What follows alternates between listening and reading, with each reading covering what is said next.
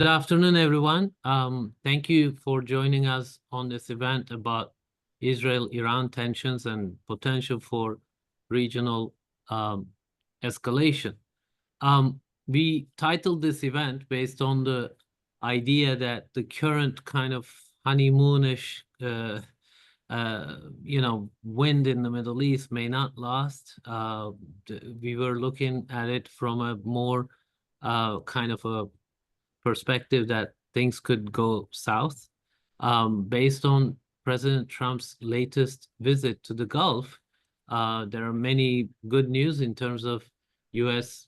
relationship with the Middle Eastern countries, especially the Gulf countries. There's a lot of talk about investment, economic activity. President Trump even met Syrian interim president Ahmed al-Shara. He announced that sanctions would be lifted. Quite a few good news there. But of course, Gaza conflict is continuing, and Israel has just announced they are expanding operations there. And Israel seems to be, quote unquote, left out of the nuclear negotiations, at least to some extent, because the United States is negotiating directly with Iran. But at the same time, we are starting to hear some voices that demand some serious concessions from the Iranian side, such as no nuclear enrichment, which has caused trouble in the past for the negotiations. So when we look at the Iran-Israel tensions, ongoing tensions, they seem to be somewhat under control, but we would like to discuss what the dynamics are and what could be waiting for us in the summer months and into the fall, because there are some deadlines that are coming up regarding JCPOA and Iranian nuclear issues. So without talking much more, I want to turn to Trita. Trita talked about these dynamics in his latest pieces, is particularly about enrichment of uranium, the right to enrich, Iranian right to enrich, and how U.S. demands in the past have derailed any kind of negotiation process. So, Trita, could you please expand upon your latest remarks and comments on this, and then we will move on to other topics as well.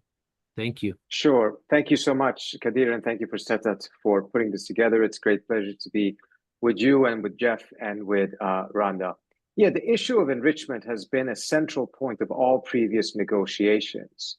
And the track record is quite clear. As long as there has been a push for zero enrichment, there has been no progress. In reality, it's actually gifted the Iranians more time to be able to advance their program, and it has delayed the kind of realistic restrictions that can be put on the programs.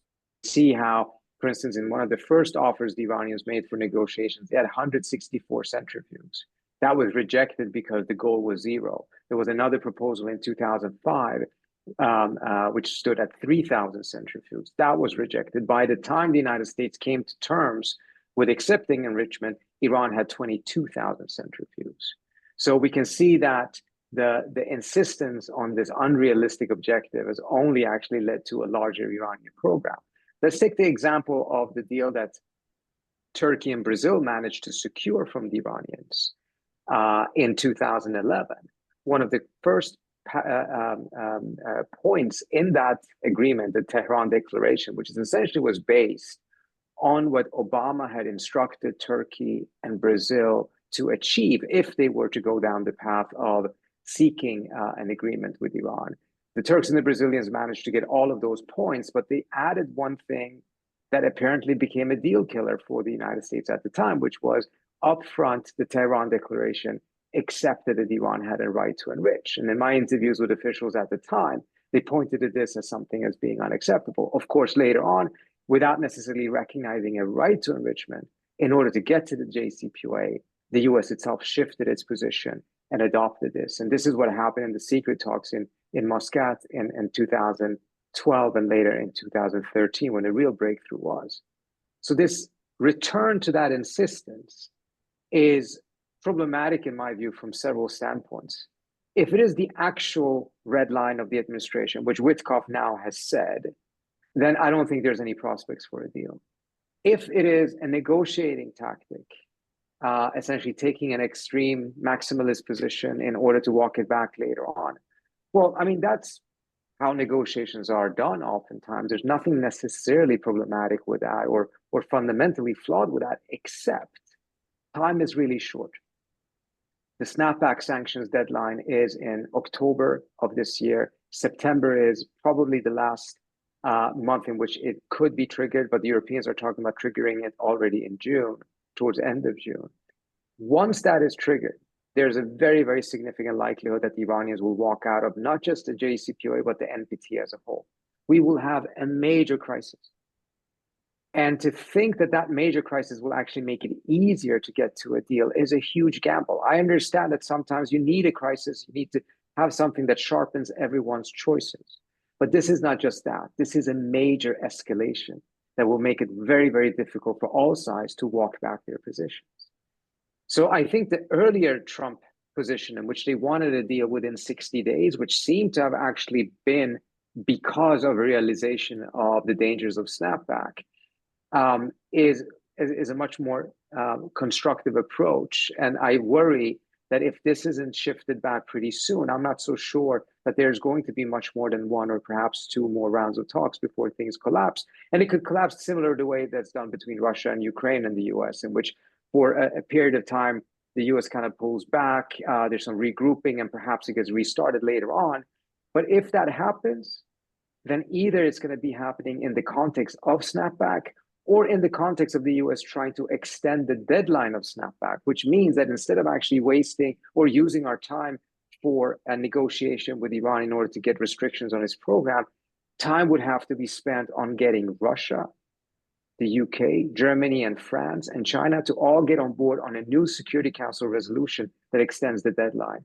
And given how far Europe and Russia are right now on a whole set of issues because of Ukraine, that to me sounds actually like a more difficult negotiation than the one that could be had with Iran right now. Rita, very quickly, Senator Tom Cotton and Lindsey Graham also talked about zero enrichment. And I'm assuming Trump wants to declare a better deal than Obama deal, and he would like it to be a treaty, I would assume. Do you think that's like if it's not a treaty, it's a deal breaker for Trump? Or what kind of an agreement do you think he would forget about the enrichment issue, but broadly, what kind of an agreement would satisfy Trump? I think part of the challenge is that the administration actually hasn't made up their minds of what they mean when they say a better deal. Right now, it seems like they think that a better deal is to go for zero enrichment. I don't think that's going to be a better deal. That's going to be a no deal. But there are other areas in which they could actually tighten and strengthen certain elements. Their expiration on certain restrictions, they could probably try to extend those. There's limitations on how much enriched uranium Iran could have on its own soil at any point. Under the JCPOA was 300 kilos. That can probably be pushed down further. The Iranians were operating 5,000 centrifuges under the JCPOA. Perhaps that can be pushed down. There's a lot of different things that can be done that would tighten the agreement in various aspects. But more importantly, ultimately, for Trump to sell the deal at home, it's not going to be these different variables that really will make a difference, because those things are important in the Washington policy establishment. Outside, in the rest of the country, there's no one that sits and has very strong opinions about enrichment. But they do have opinions about job creation. They do have opinions on what Trump's primary criticism of the JCPOA was, of Obama's deal, which was it didn't lift sanctions on American companies. It didn't lift primary sanctions. It only enabled European, Russian, and Chinese companies to go into the Iranian market. Trump at the time called that unfair. And it created a lot of job opportunities for those countries, but not here in the United States. Trump has signaled a willingness to lift sanctions, which would allow American companies to go into the Iranian market. The Iranians, for the first time, have signaled an openness to have American companies re-enter the Iranian market. If he managed to get a deal that includes this, that's going to be far more important for him being able to say this was a better deal than to point to any one of these other variables. I'm not saying that he shouldn't push for those variables, but that's ultimately not going to be what will make a determination whether this was a better or worse deal in the broader scheme of things. I'm not talking just about the Washington policy establishment. As we all recall, Trump doesn't seem to care that much about the Washington blob. He cares much more outside the country. Thank you, Sarita. I want to shift to Randa. Randa, Israel over the past couple of years obviously has taken actions, especially Gaza war and related regional actions that have really helped redefine the dynamics in the region, including arguably, the damage they inflicted on Hezbollah caused, Syrian opposition to succeed, at least to some extent, because it took Hezbollah out of the picture.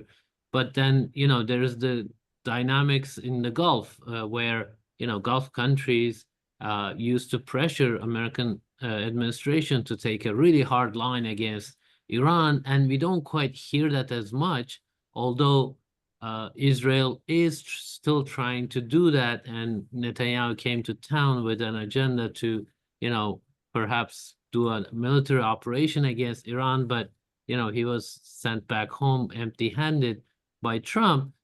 Like, is this kind of Israel being left out of the picture in the emerging regional dynamics in the Trump administration?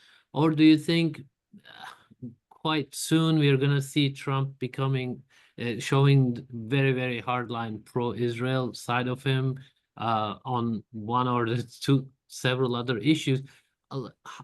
Given the recent, trip to the Gulf and all those great, images we've seen, historic images we've seen, how do you see that dynamic between Gulf versus Iran and its relationship to the dynamics regarding Israel? How do you see that?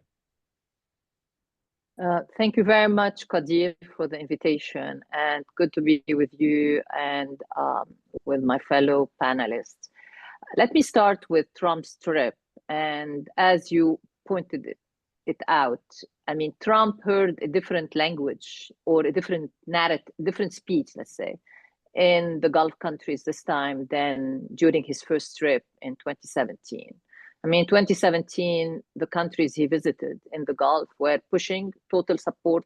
They were for maximum pressure. They were looking at Israel and the United States to, in a way, control and reduce Israel's footprint in their backyard. And they still had, they had, of course, concerns about, at the time, the proxies, Hezbollah, Hamas, the Houthis. They had concerns less about the ballistic missile program and less so about the nuclear program. That was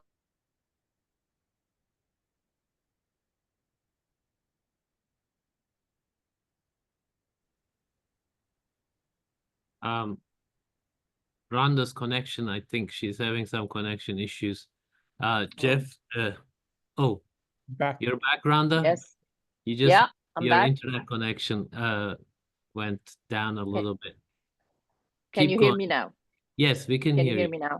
Yeah. Yes. So this time he heard a different message. He heard a message of the need for de-escalation in the region. He heard a message about the need, in fact, to bring Israel to rein in Israeli aggression, against the Palestinians and throughout the region.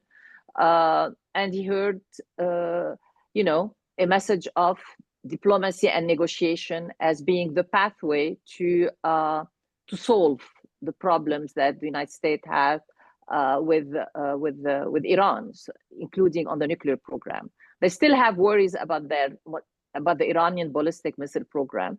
They don't have as much of a worry about the proxies, as you said. Hezbollah has been pretty much decimated. Hamas is also seriously weakened. The Houthis are still there, trying to claim being the leader of the axis of resistance, but there are certain limits to how far the Houthis can in terms of damage they can exact right now.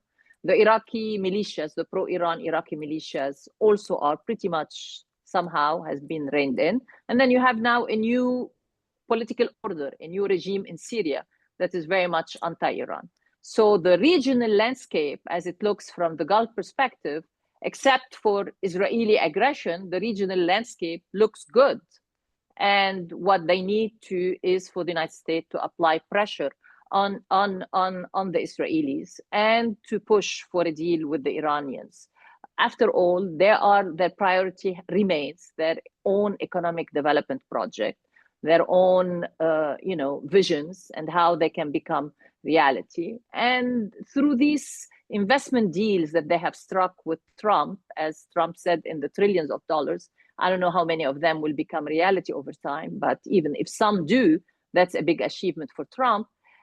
Through these business deals, not only are they trying to bring know-how and present and set their place in the ongoing global competition in AI and future technologies, but also through these investment deals, they are trying to buy influence and access to the occupant of the White House and on these files. And one of these files that matters to them is the war with Iran, or potential military escalation with Iran. They don't want that. And on Gaza, they want that war to end as quickly as possible. So this is a message that Trump heard from the Gulf countries and the Gulf leaders. And so when it comes to Trump and Israel, yes, I understand there are. I mean, the rhetoric vis-a-vis Israel has changed compared to, let's say, the Biden administration. He seems to be willing to put more pressure, to do deals behind Israel's back, as we have seen with the Houthis in terms of ceasefire on affecting U.S. shipping. But at the same time, we have not seen him yet exact high costs on the Israelis of their operation, of their aggression. We haven't seen him yet, as Biden did at some point, put limits on the kinds of arms transferred to Israel. We haven't seen that kind of action that could maybe push the Israelis to change tack or to change. And at the same time, we are seeing the Israelis announcing and proceeding with this extensive ground assault on northern and southern Gaza. So it's a mixed narrative. On one hand, he's saying, I want peace through strength, I want diplomacy, I want negotiation with Iran. And on the other hand, he's also, threatening Iran with sanctions, but also with possible military action. His speech in Saudi Arabia was a mixture of overture to Iran, but at the same time, threats to Iran. And on Israel, I haven't seen much of a change, direction beyond the change in rhetoric, let's put it this way. And now he can, if there is any president who can influence Israel, and especially influence Prime Minister Netanyahu in changing a course of action, I think it is Trump. The question is he willing to go as far as in order to get the kind of attention from Netanyahu? I haven't seen yet evidence to that effect. Thank you, Randa. Jeff, what is the Israeli view? What is the domestic dynamics that, Netanyahu appears to be under kind of a pressure based on the regional developments we just discussed? Trita and Randa outlined both Gaza and Iran. Netanyahu doesn't seem to have much to offer Trump in the way of political victory or a deal like the Gulfis could offer perhaps, or even Iran, if they agree to his deal, he'll be able to say, I solved this problem. But what is the dynamic there? Netanyahu appeared frustrated in his White House meeting with Trump, and then now he's announced expansion of operations in Gaza, and he's definitely not happy about direct negotiations with Iran. But, you know, we started hearing from U.S. Congress views similar to Netanyahu's, like Tarita was talking about zero enrichment issue. So how is it seen from Israel? Well, Israelis, for the most part, are looking inward at the expense of addressing issues even related to Gaza, and certainly Iran. Now, the domestic political environment in Israel is in an unprecedented era of concern and protest, far more so, far more so than, in a sense, it has been in the past. And I think you were right that Trump's itinerary in the Middle East recently was very telling in this regard. The two countries that historically have been the pillar of U.S. security interests in that part of the world, namely Israel and Egypt, were not on the itinerary. And that reflects, even notwithstanding the lack of precision in the way in which the Trump White House goes about making policy, and the in a sense the inability to infer, principles from their actions.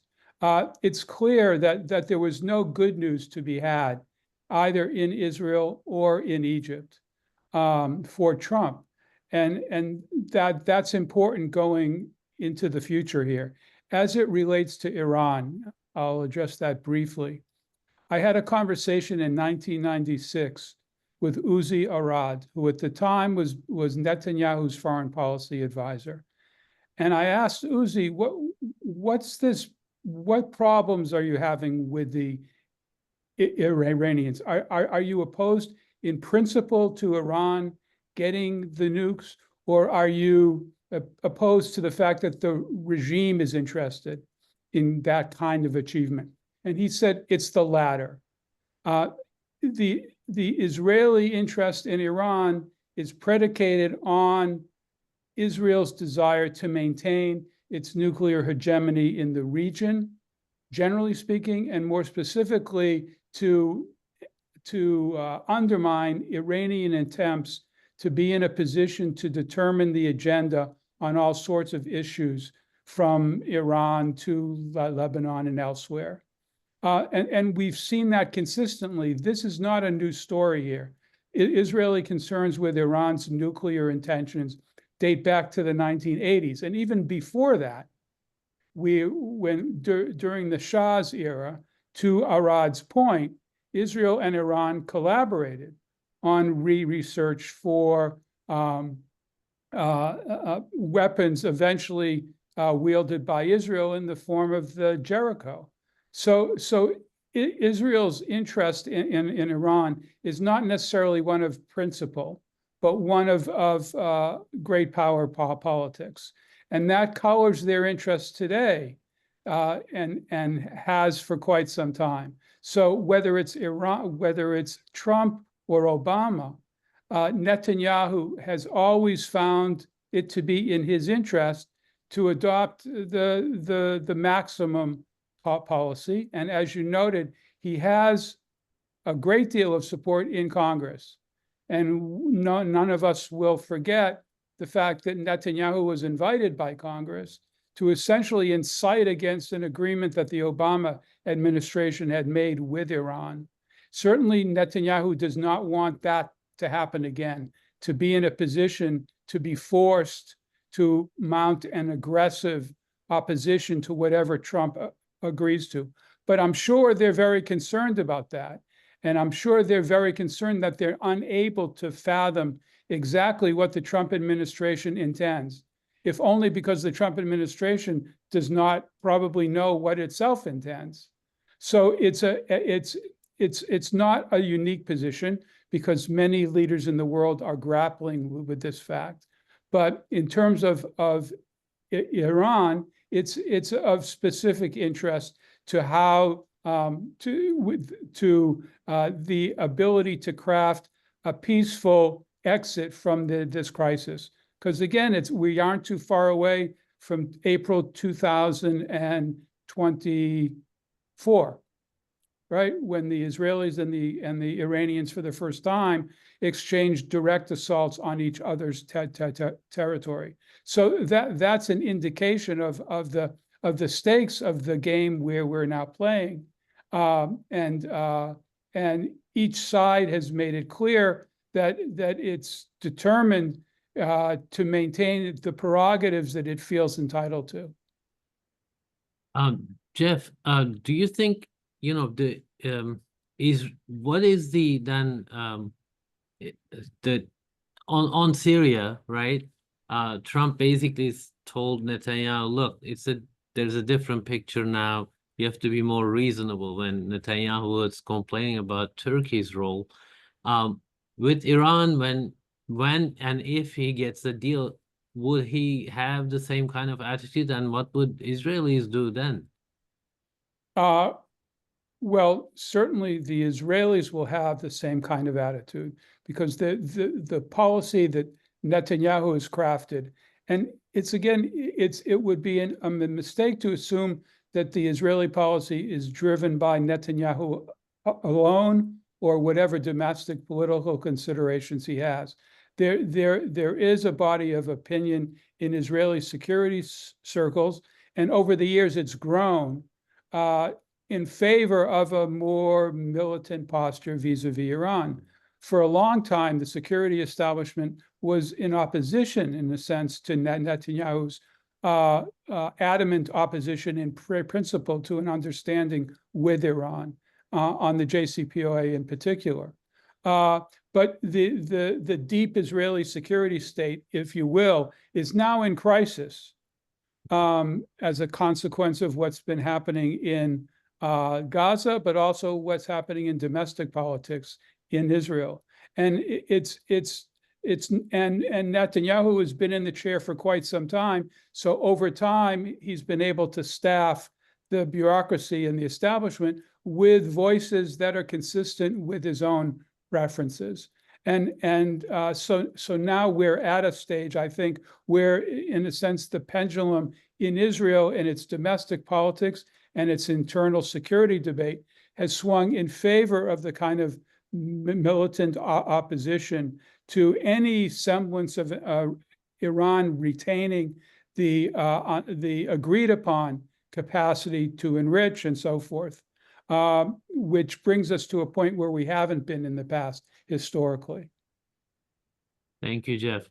Jarita, Rhonda talked about how the Gulf has advised the U.S. president and exerted some influence about really avoiding the regional potential for regional escalation. And on the other hand, you have Israel quite emboldened in the kinds of actions they could have, and they see Iran in quite a weak situation in the Middle East, especially after the Assad regime and the Hezbollah's sort of setbacks, and then Hamas being largely destroyed, etc. So what is the Iranian view? Like, we've seen this before, negotiations fails, maximum pressure, come close to military intervention, and then pull back. We seem to be entering a new cycle of that. But how determined do you think Iranians are to getting a deal before the snapback sanctions come back? And do you think they've shown some capability? You talked about it in your piece about confronting Israel if need be militarily. But what is the sort of mood? What is the level of willingness to go the hard way in some ways in the fall, in terms of regional escalation, etc.? So 2 points.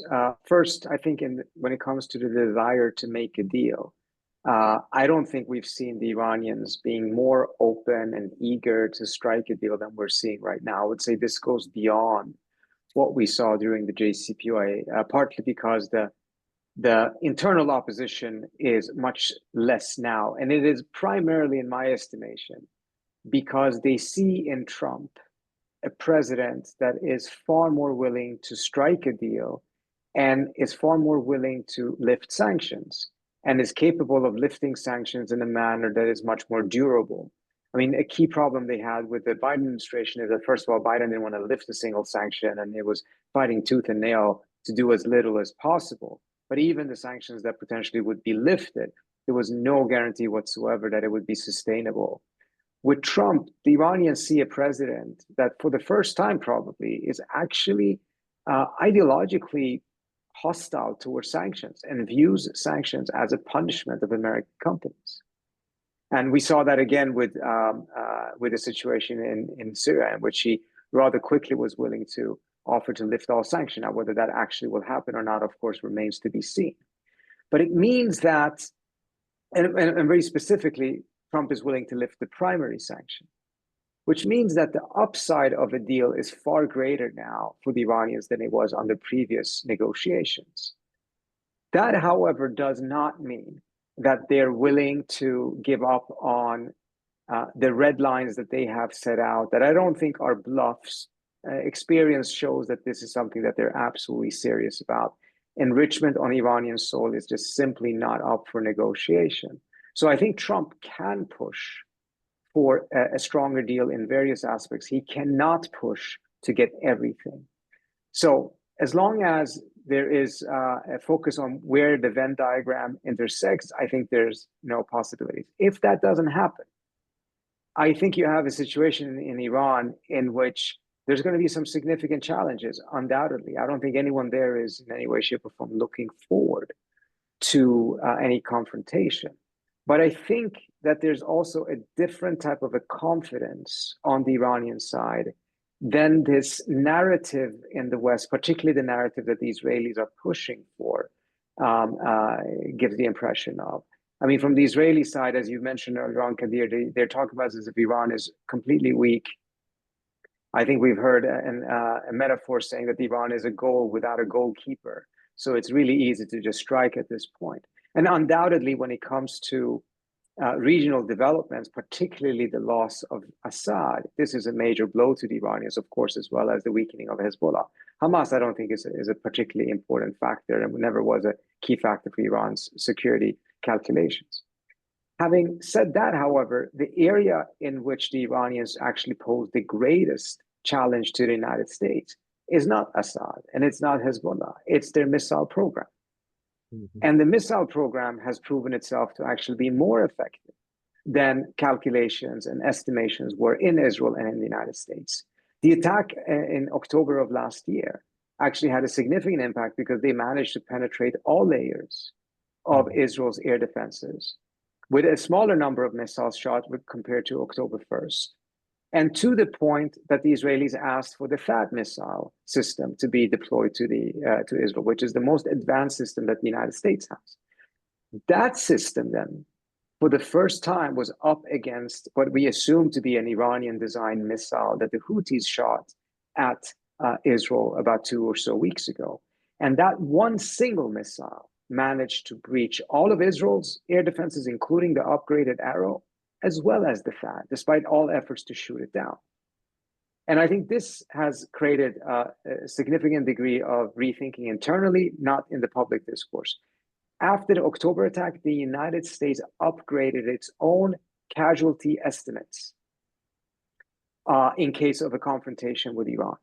I would assume that that was further upgraded after what happened with that Houthi missile hitting Ben Gurion Airport.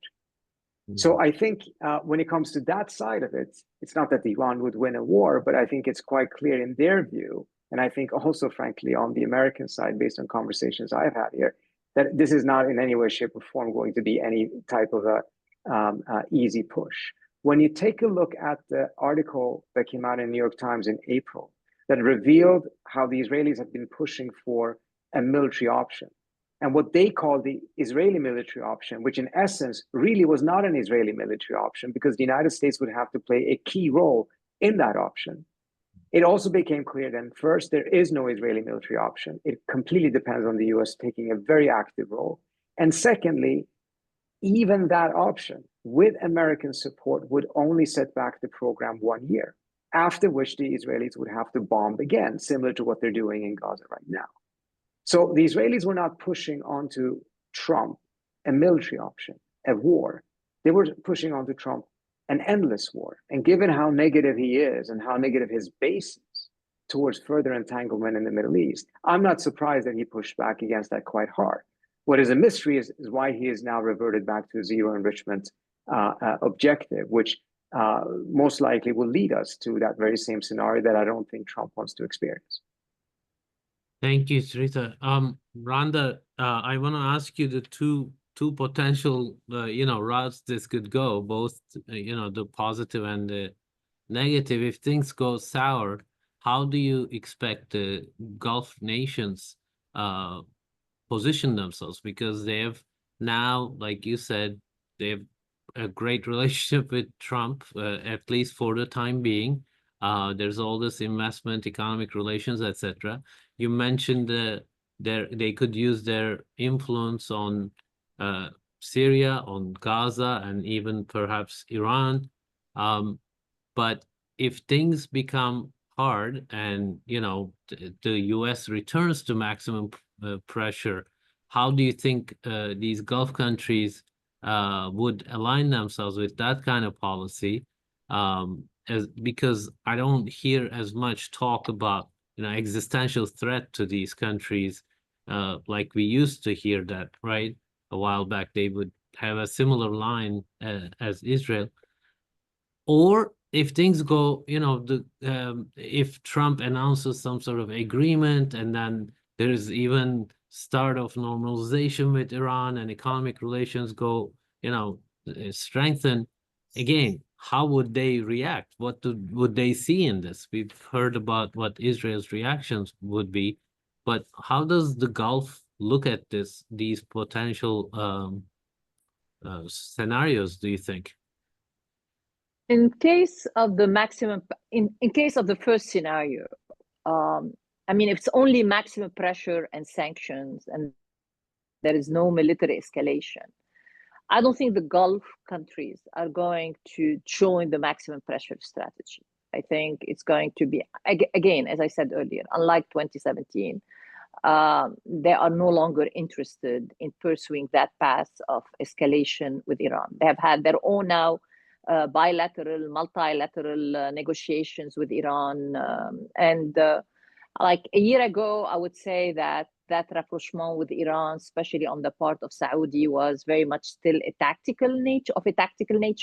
I think now I'm increasingly convinced it's a strategic rapprochement. And I think they are not going to have, a Trump maximum pressure strategy 2.0 is not going to push them to veer away from that approach because they see that as being in their benefit. They have learned the lesson in 2019.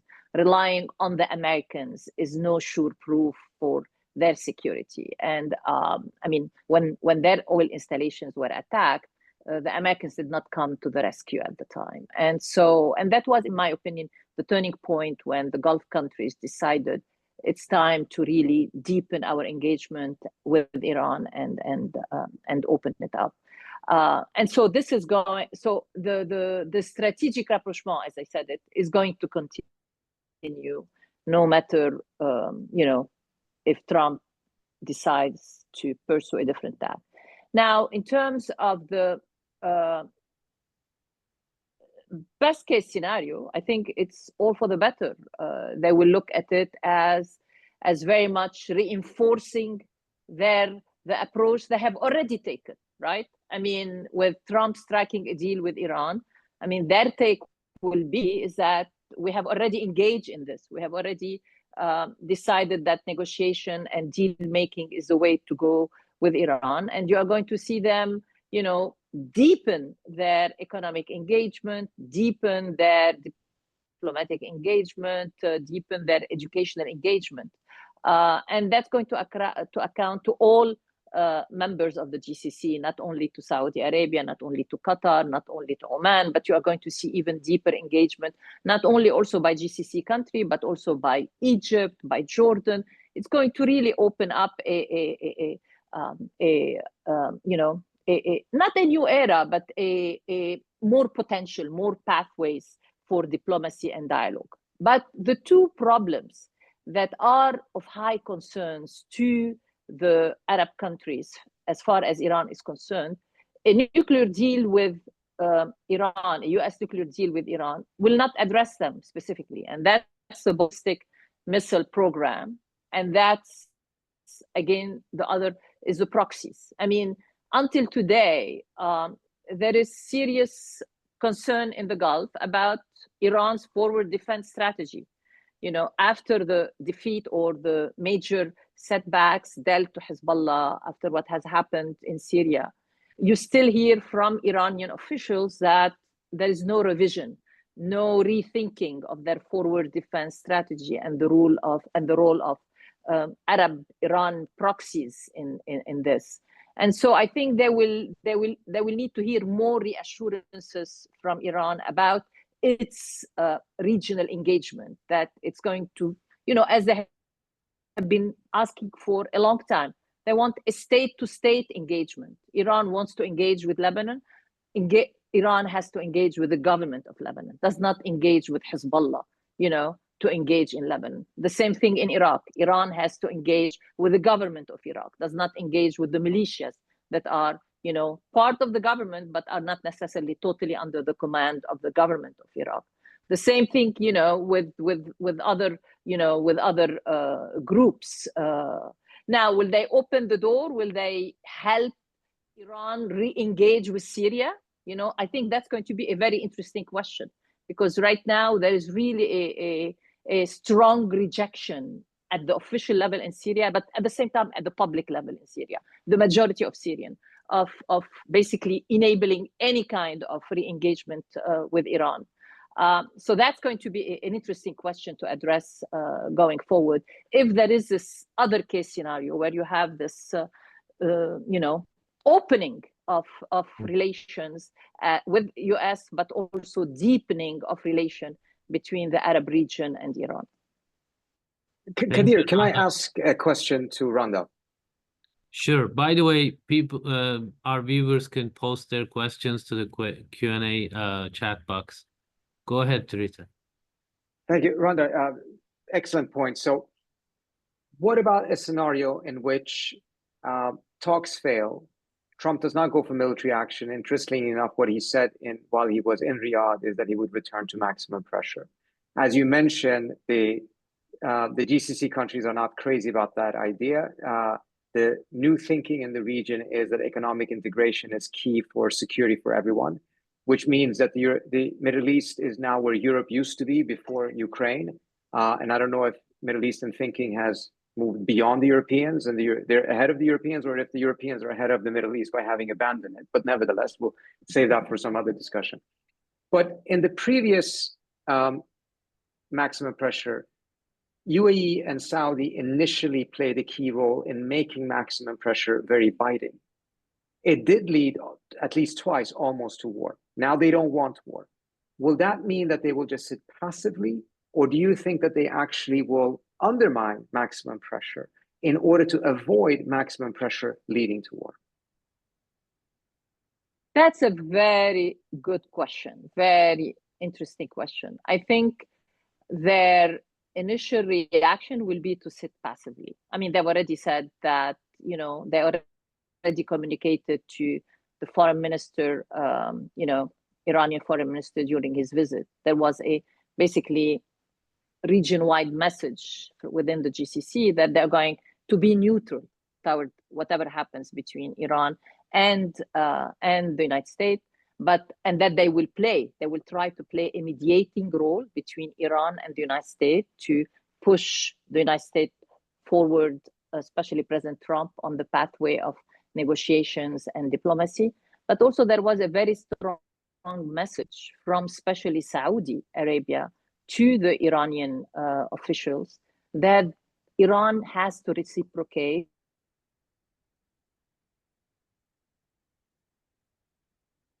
and they really need to see serious commitment on the part of Iran of not abandoning, but basically, you know, changing their approach on this. And as I said, you know, focus on state-to-state relations and basically send message to Hezbollah, it's time to disarm, send message to the Iraqi militias, you are part of a state, you have to fall under the command of the prime minister. I mean, that was the message given by Saudi officials to Iranian officials. We are willing to help with the US. You know, we will not join maximum pressure. We will stay neutral. We will not give airspace access, you know, in case of a military escalation, but you have to give us something in return. And so far, Iran has not given them something substantive in return. So, you know, once we get to that stage, I think the Saudis, the Emiratis, the rest also will be basically saying to Iran, yes. So that's why initially it's going to be, you know, neutral. Let's sit this one, you know, out, wait, and then see what Iran will do in return in terms of their own demands that do not necessarily prioritize the nuclear fight. Thank you guys for covering that, because there was an assumption in my question about, you know, when the first JCPOA happened, regional countries were now worried about not the nuclear issue, but more about Iran's regional influence and what they did in other countries, etc. So that concerns shifted, and Gulf countries aligned along a different line of sort of anti-Iran position in the first round after the JCPOA in many ways. But of course, dynamics right now are very different. So in either scenario, it seems like Gulf will still have to make some difficult choices depending on how much Washington is pushing one way or another, I guess. But Randa? Can I say something, Qadir? Yes.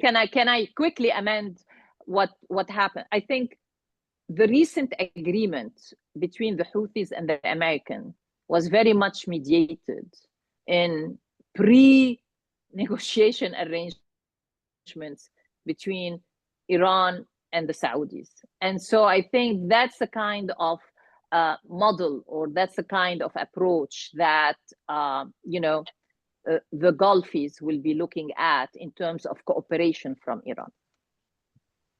Thank you, Randa. I want to, Jeff, thanks for your patience. So when we look at these dynamics, right, if there is the bad scenario, we are going down the route of, escalation. And do you think Israel might find itself more alone than before, even with Trump's willingness to put pressure and sanction, etc., because the Gulf dynamics changed so much, because things have changed so much in Syria, and even Gaza, undermining Israel's claim to sort of deal with terror groups, quote unquote. How is that? How is Israel going to handle a potential bad and good scenario? Well, you've raised the question, is there going to be another Suez moment here? And by that, I mean the tripartite offensive against Egypt, including Israel in 1956, 55, 56, subsequently led to an American diktat to Israel to withdraw from Gaza and the Sinai Peninsula.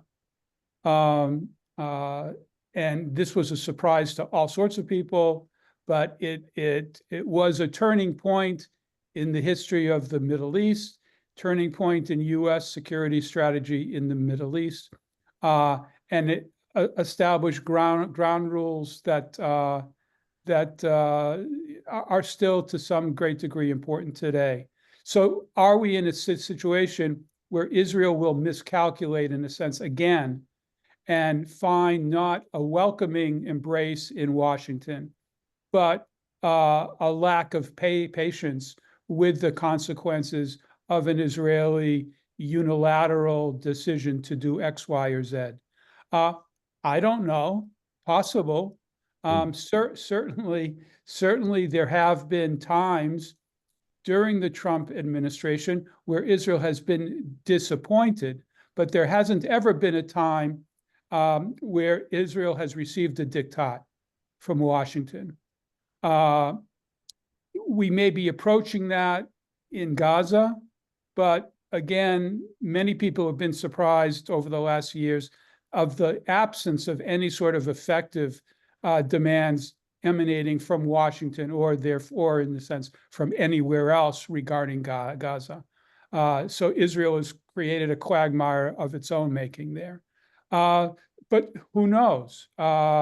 If I were in Israel today, I would be concerned because there's really no easy way to assume what the American response to any particular development is actually going to be. The Israelis aren't the only ones who are hesitant to be surprised about what's coming out of the White House.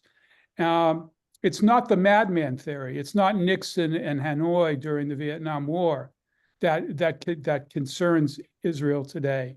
It's the absence of an effective American strategy that's been well thought out and reflects the consensus of the American security establishment, which is of concern to them. And we're all going to have to live with that uncertainty. Will this effectively constrain an Israeli response in any of these fields? And will the constraint be a consequence of a concern about Washington as opposed to ones that are generated internally? Again, I don't know. I'm not sure about the mix. We could look at what happened in terms of the Israeli response to Iran when it hit certain sites in Iran. Was that strategy conditioned by an American concern, or was this the choice of targets and so forth a function of Israel's own assessments? I tend to think it's the latter. And we could talk about that as well. But so I think the kind of uncertainty that you're suggesting is endemic today, and it's not only a problem that the Israelis are going to have to deal with. Well, thank you for that. One more additional thing about that, perhaps. This is also a question by the audience. They framed it as, it's a long question, so they're framing it as, is it about Trump's isolationism, quote unquote. In a recent piece I wrote in Turkish, I said, is America first, Israel after? That's kind of how I described Trump's approach, especially in the context of the most recent White House meeting, where, look, you're also getting, $4 billion from us. You need to be reasonable in Syria regarding Turkey. So it was more like, okay, I'm gonna make deals with Houthis, Hamas, Iran, Gulf. I don't kind of need your approval or stamp of approval. So, like, what is happening there? Do you think this is, the way Trump operates? Of course, he clearly feels more emboldened in his second term. He knows the issues better, perhaps. He knows the personalities, but he seems to have put some sort of daylight between, U.S. and Israel's policies, at least. And that's not to say tomorrow he can, like I said at the beginning, he can just come out and do something very, very pro-Israel that Netanyahu might like. But beyond, regardless of that, how do you feel that Trump's policy regarding the Middle East is playing out vis-a-vis Israel? You're asking me? Yes, yes. Yeah, well, he's put, you mentioned putting daylight between the policies of Washington and Israel. Well, Trump has put daylight between Washington and everyone in the world. So Israel certainly isn't alone in feeling that sense that this is supposed to be a very special relationship. U.S. has protected Israel in a very different way than many other allies. It's, it's all true, all true. But again, one could argue that the Israelis are making their own way here, whether it be Gaza, certainly in Syria today, and vis-a-vis Iran. They've got a vote, but they don't have a veto. And even if they don't have the vote in the White House, they have one in Congress. And that's not going to change. And we saw during the Obama administration how effective that was. That isn't to say that Netanyahu feels free to take the same sort of aggressive action vis-a-vis the Trump administration as it did toward Obama. But one could argue again that Obama invited that, but that's not something else. So I'll stop there. All right. Thank you, Jeff. If none of my panelists have anything to add, something specific to say, I would like to conclude this session.